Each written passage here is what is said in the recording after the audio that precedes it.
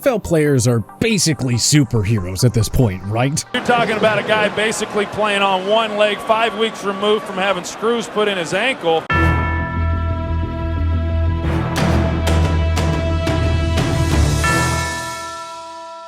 Football is a tough sport. It is beyond physically demanding. So today we're going to take a look at 10 all-time instances of players sucking it up and playing on when most mere mortals would have folded. Ronnie Lott played through a gruesome hand injury and went to extreme lengths to do so. Lott and the Niners were squaring off at the Dallas Cowboys in the 1985 regular season finale when he broke his left pinky trying to tackle Cowboys running back Timmy Newsome. With a wild card matchup against the New York Giants coming up the following week, Lott was faced with a tough decision: get surgery and miss the game and likely the remainder of the postseason, or he could get medieval with it and have the tip of his finger amputated and play on.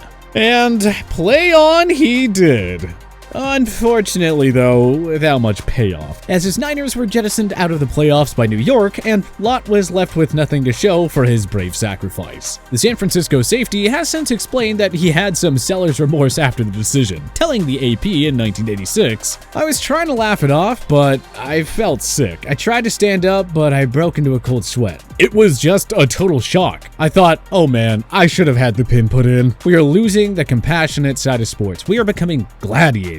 If I ever become a coach, I hope I never lose sight of the fact that players are people." No denying that Lott was one of the toughest players out there, based on this decision alone. Speaking of the toughest NFL players out there, how about Rob Gronkowski? I know his name typically gets thrown around more for his party animal antics and whatnot, but he has sucked it up for the betterment of the team on multiple occasions. It seemed like at some point every single season he found himself on the injury report for a stretch of games and sat out for as little time as possible, if at all, then hobbled out there with some massive brace on to go to war. It didn't matter what was plaguing Gronk, he was just trying to suck it up and play. Think about 2016, back when he was with the Patriots. Gronk suffered a pulmonary contusion against the Seahawks, took just 1 week off, then tried to rally up for his squad and play against the Jets. Unfortunately, he did end up suffering further injury, in this case to his back, which knocked him out for the remainder of the season, which included the Pats Super Bowl run. But still, an impressive showing from Gronk, and a reminder that his toughness should never be questioned. Something he again proved when he came out of retirement to join Brady in Tampa Bay, as he tried to rush back from multiple rib fractures and a punctured lung he suffered in Week 3 just 5 weeks later. He ultimately only played a few snaps during his return before the team pulled him out of action. But hey, nonetheless, he deserves recognition for even trying to play through that. Next up, we have Buffalo Bills receiver Cole Beasley, who played the final 3 weeks of his 2020 NFL season, wildcard weekend through the AFC Championship game, with a broken fibula. Though it wasn't a full break, I think you would be hard-pressed to find anyone who is not stunned and impressed by Beasley's resilience to take to the field through that pain and discomfort. When asked about how he managed the pain, Beasley said, "It was bad the first game I played, but after that, it's kind of, and you take a few meds and suck it up." His toughness is all the more impressive considering he was actually able to perform relatively well, hauling in 14 passes for 145 yards during the 3-game stretch that he played through the injury.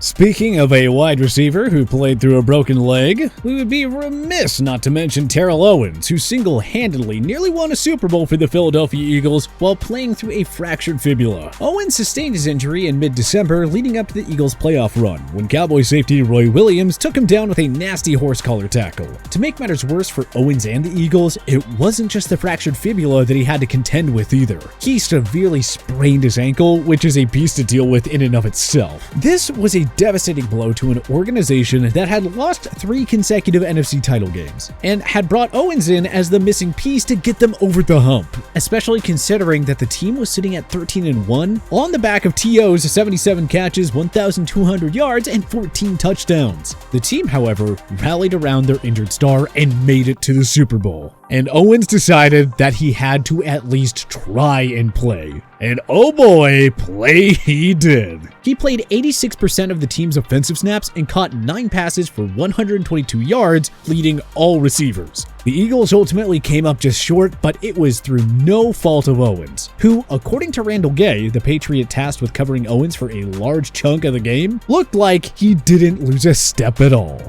Owens' quarterback during that Super Bowl run, Donovan McNabb, had an impressive instance of playing through an injury as well. This story predates T.O.'s brief time in Philly, taking place in 2002. McNabb and the Eagles against the Arizona Cardinals. 3 plays into the game, McNabb was taken down by safety Adrian Wilson for a sack. The quarterback got up slowly and appeared to be injured, holding his right leg. He was taken to the locker room and diagnosed with a sprained ankle, and after a brief stay and the application of some medical tape, he marched right back out onto the field just 1 series later. McNabb then proceeded to play the entirety of the game, leading his team to victory on the strength of 255 yards, 4 touchdowns, and an 80% completion rate. Tough to do much better than that. After the game, it was revealed that McNabb actually had put together that masterful performance on a broken ankle. Absolute insanity. To make the feat even more impressive, he then rushed back at the end of the year after the Eagles qualified for the playoffs, despite having initially been ruled out for the entire season. And he led the Eagles to a playoff victory. Talk about a quarterback who can suck it up and play through injury. Actually, now that I mention it, though quarterbacks generally get categorized as soft, there have actually been a few other signal callers whose gutsy performances have really stood out over the years. Take a guy like Ben Roethlisberger. He was not too dissimilar from someone like Gronk, a big hulking dude who takes all sorts of hits and required multiple guys to bring him down. But with that also came a slew of nagging injuries that Ben had to overcome and play through. And it seemed like every time the Steelers really needed him, he could still deliver. There may be no better example of Ben doing so than in January of 2016, during a playoff game with their vaunted rivals, the Cincinnati Bengals, where Roethlisberger was sacked in the 4th quarter and sent into the locker room. It was believed that he went down with an AC sprain, something that made it extremely painful and challenging to throw the ball. Yet, there he went, storming back out there with the rest of the offense on Pittsburgh's final drive, which ultimately proved to be of the game-winning variety. All of this was largely due to a clutch 4th down completion by Ben to keep the drive alive. Philip Rivers is another QB that wasn't afraid to gut it out when the going got tough. So much so that he was willing to trot out there on a torn ACL when the Chargers needed him to. Yeah, you heard that right, a torn ACL. The game took place in January of 2008. It was the AFC Championship game against the New England Patriots. Just 6 days after the then 26-year-old Rivers suffered a torn ACL and meniscus in his right knee. But because the stakes were so high, Rivers decided that he was just gonna at least try and play. Rivers limped through an entire game and literally gave everything he had for the team. He was, however, unfortunately very limited, and didn't exactly have one of his best games, throwing for just 211 yards, no touchdowns, and 2 interceptions in a 21-12 loss. Obviously, not exactly the result the Chargers wanted.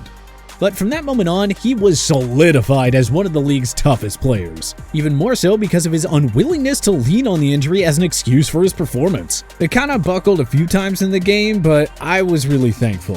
Throughout the course of the game, I didn't feel like it hindered me as much as I anticipated, Rivers since explained. We didn't have our best day. It didn't help, but we didn't have our best day, and I really don't attribute it to that. Kind of like Steve McNair, the last quarterback on our list. McNair's entire NFL existence was gritty. His attitude, the way he performed, just all of it. But he, like Rivers, had a defining moment in which he truly proved his toughness, well above and beyond the call of duty. It started early in his career, like when he played through an inflamed disc in his back until team doctors all but ordered him to get surgery. And even still, he only missed 5 games as a result before he rushed back and led the Titans to 7 wins in 9 games to close out the regular season. This was just a reoccurring theme throughout McNair's time in the league. During a September game against the Jaguars at the beginning of the 2004 season, the Titans quarterback suffered a nasty bruise to his sternum. The injury put him in the hospital for 2 nights, but he was determined to make it back to action as soon as possible and subsequently returned to play in 5 more games before finally agreeing to have surgery. The man was an absolute beast. As was one of his former teammates during his career layover in Baltimore, Ray Lewis. The longtime Ravens linebacker was widely regarded as one of the toughest players in the league throughout his career. But no instance better exemplifies that than his last run at Super Bowl glory. During a mid-October game in 2012, Lewis suffered a torn triceps against the Cowboys and had to have them surgically repaired. The injury cost him the majority of his final NFL season, but he was sure that no matter what, he would be ready to give it a go. In at least always try to play through the injury come playoff time, despite the fact that many believe that his career was over when he got his initial diagnosis. Nevertheless, he returned to action on January 6th for a wildcard matchup against the Colts, which he and the Ravens won comfortably 24-9. And thus began an epic run to the Super Bowl behind Lewis's defense and a surprise breakout performance from quarterback Joe Flacco. Now, the craziest part about Lewis playing through his torn triceps is that he has since revealed that the night before the Super Bowl, he re-tore the muscle and told absolutely no one. The night before the Super Bowl, I re-tore my tricep. Couldn't tell nobody. I couldn't go to the doctors. I couldn't go to my teammates. What I was going to tell them?